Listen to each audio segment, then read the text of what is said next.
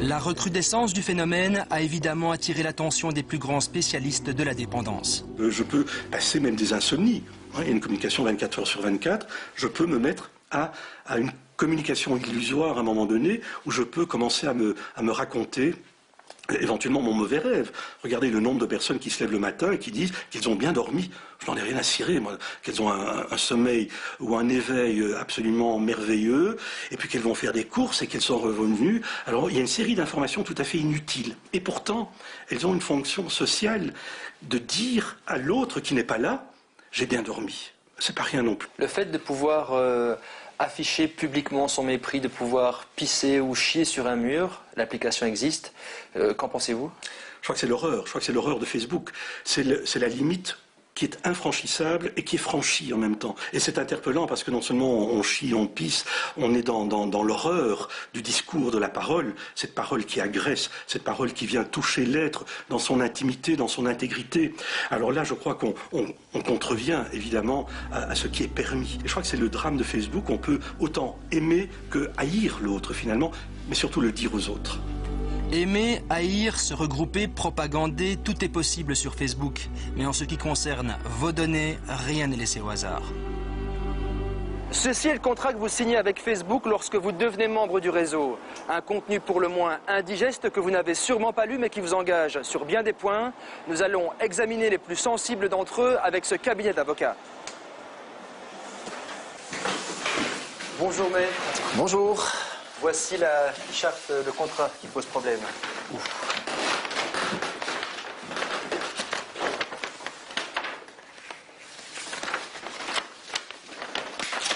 C'est du solide? Quand même, ça m'a l'air. Oui, on va regarder ça. Facebook s'est réservé la possibilité, c'est prévu dans les conditions générales, de modifier à tout moment les conditions d'utilisation et sans avertissement préalable. Il s'agit là d'un pouvoir exorbitant qui est censé être accepté par l'utilisateur. Il faut que l'utilisateur en soit bien conscient. Facebook s'est vraiment fait un régime légal sur mesure. Un régime sur mesure, quand je lis les conditions d'utilisation, je constate que le droit applicable est celui de l'État du Delaware. Ce choix n'est certainement pas neutre, puisqu'il est notoirement connu que l'État du Delaware est réputé souple pour son droit fiscal et son droit des sociétés. Quant aux tribunaux compétents, ce n'est pas mieux. Là, je constate que ce sont les juridictions californiennes. Ça veut dire concrètement, si j'ai un litige avec Facebook au sujet du site Facebook, je ne peux pas porter mon litige devant les juridictions nationales, je dois aller devant les juridictions californiennes. Devenir membre de Facebook, signer ce contrat, ça empêche donc clairement toute poursuite contre la société. Effectivement, en pratique, puisqu'on imagine mal l'utilisateur aller agir devant les juridictions californiennes pour réclamer les réparations de son préjudice. Ça coûte cher, c'est long, c'est complexe. Nous avons tenté à de multiples reprises de contacter Facebook sur ces points sensibles, mais silence absolu. Pour les spécialistes, le manque de pouvoir de l'internaute sur le contenu mis en ligne pose un véritable problème. Vous achetez aujourd'hui une voiture américaine dans un showroom européen, vous roulez en Europe avec vos voitures américaines, vous avez un problème de freinage, un accident, vous voyez qu'on oblige les consommateurs à aller sur le territoire américain, parler américain, attaquer un constructeur américain? Non. Classiquement, vous aurez aujourd'hui des recours possibles sur votre territoire national, dans votre langue nationale. C'est normal. Parce qu'après tout, si Facebook est capable de parler hongrois pour avoir un client hongrois, il peut peut-être aussi parler hongrois quand il a un problème avec un client hongrois, non? Un aspect aussi sur lequel vous souhaitez insister, c'est la fausse gratuité qui est liée à Facebook. Oui, ça pour moi c'est vraiment un attrape-nigo. Je m'excuse du mot qui est un petit peu fort. On vous dit que l'outil est gratuit. Je me rappelle quand je posé des questions à des jeunes à une émission de radio il y a peu de temps, je leur ai demandé mais finalement ça coûte très cher, qui finance? Et les jeunes n'ont pas été capables de me répondre. Mais en fait, on finance Facebook par ce qu'on donne en nature. Si je vous connais, je vais pouvoir en fait utiliser bien malgré vous des mécanismes qui vont manipuler votre subconscient pour vous pousser à acheter un produit. En clair, le réseau vous suit à la trace. Les entreprises qui demandent des renseignements, Facebook paie très cher l'information obtenue. Un coût supplémentaire évidemment répercuté sur le produit fabriqué. C'est donc vous qui supportez indirectement la hausse du prix. Tout bénéfice pour les sociétés de cybermarketing qui se multiplient.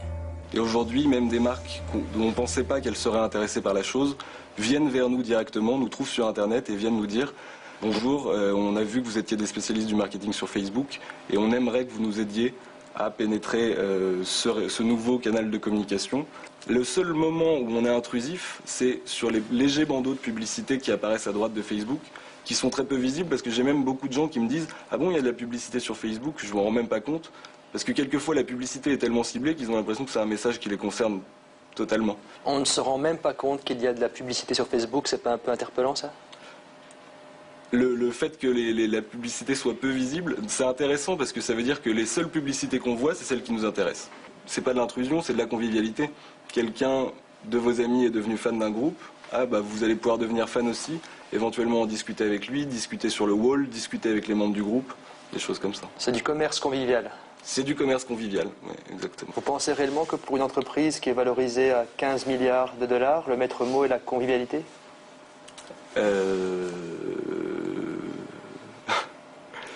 Je ne sais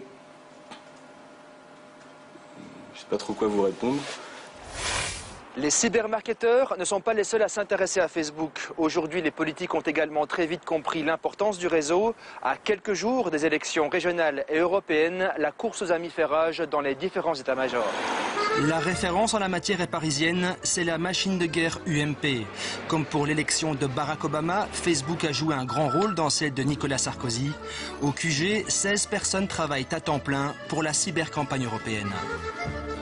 Une campagne politique doit passer par Facebook aujourd'hui. C'est ce que demandent les jeunes, et c'est ce que demandent les gens plus généralement. Et Facebook est un formidable outil de communauté, un formidable outil pour expliquer ce que font les candidats, ce qu'ont envie de faire les militants sur le terrain, celles et ceux qui sont sur Facebook. Et je crois qu'aujourd'hui, ces sites communautaires sont essentiels. Alors en Belgique, nous avons des ministres qui sont aussi présidents de partis, qui prétendent pouvoir gérer seuls leur site Facebook. Qu'est-ce que vous en pensez? Oui, la plupart des hommes politiques sont régulièrement sur Facebook pour voir ce qui se passe, pour regarder les questions et les interpellations qu'ils ont sur Facebook. Maintenant qu'ils soient les seuls à gérer, ça c'est, en tout cas, je pense que ça me paraît difficile pour un ministre. En Belgique, nous avons au moins un super ministre.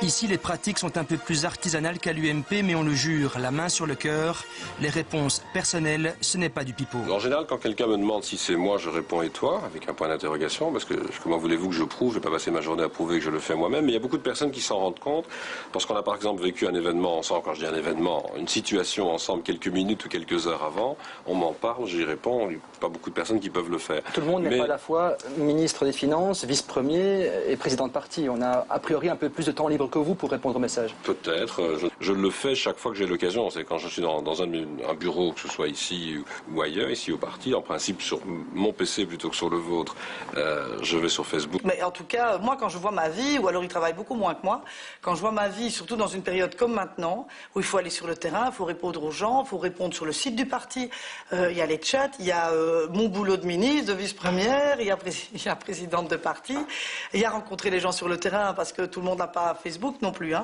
Les gens plus précarisés, vous les rencontrez dans la rue et ça prend du temps aussi.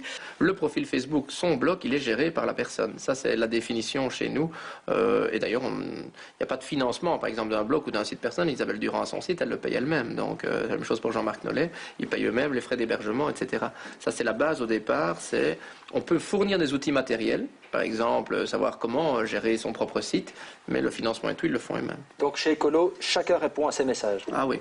Si c'est une réponse courte, une réponse personnelle, privée, intime, parce qu'il y a aussi parfois des choses très privées, je réponds moi-même. Et je réponds non seulement de Mons ou de Bruxelles, mais j'étais à New York il n'y a pas longtemps, je réponds là où je suis et j'interviens là où je suis. Et puis, s'il y a des réponses beaucoup plus circonstanciées, parce qu'on demande un dossier, parce qu'il y a une telle demande particulière, c'est clair qu'alors, mon collaborateur se charge du suivi beaucoup plus détaillé, parce que c'est impossible, compte tenu du nombre, d'être en permanence à la réception et à l'interaction de Facebook. À chacun sa méthode donc, même si le grand point commun est l'image sympa qui est entretenue. Vous verrez peut-être sur mon site que je suis par exemple sur Cool. Vous distribuez des points cool. Voilà, et j'en reçois. Et c'est amusant simplement, mais la même chose, j'ai participé à Guerre des gangs. C'est aussi dans les applications de Vous faites partie de quel gang? C'est le mien, c'est tout simplement. Pas le gang de Lydie Renders. Oui, tout à fait. Et ce sont des jeux comme des jeux vidéo finalement tout à fait classique. Et ça fait partie d'un peu d'amusement, mais on ne sait pas aller très loin là-dessus, parce qu'il y en a beaucoup trop. Ça ne dévalorise pas un peu l'engagement politique?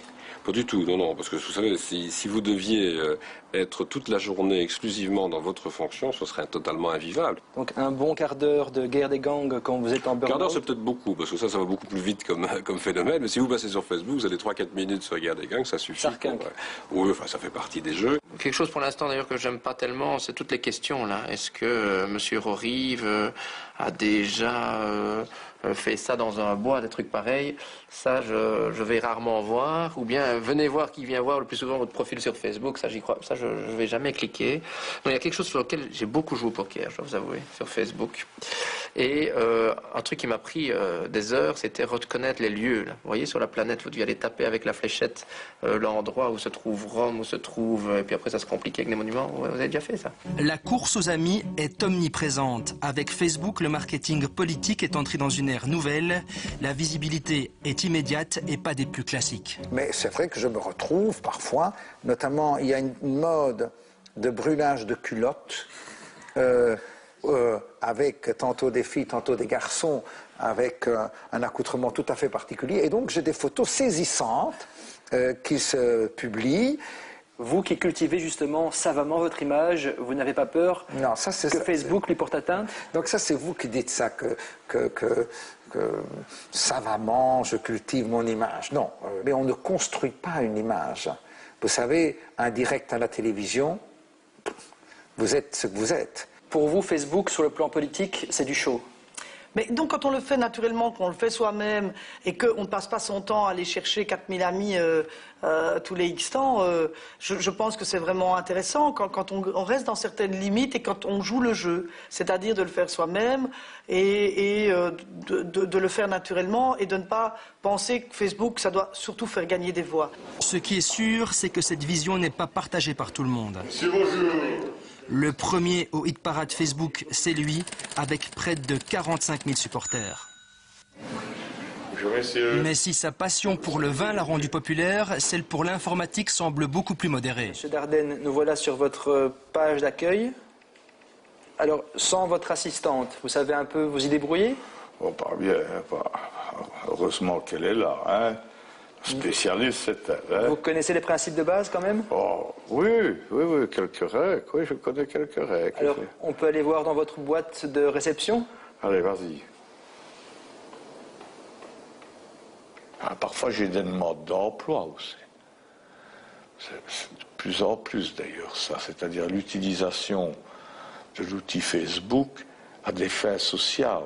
Il y en a qui me demandent un logement, il y en a qui me demandent un emploi, voir si je ne pouvais pas les aider. Donc ça.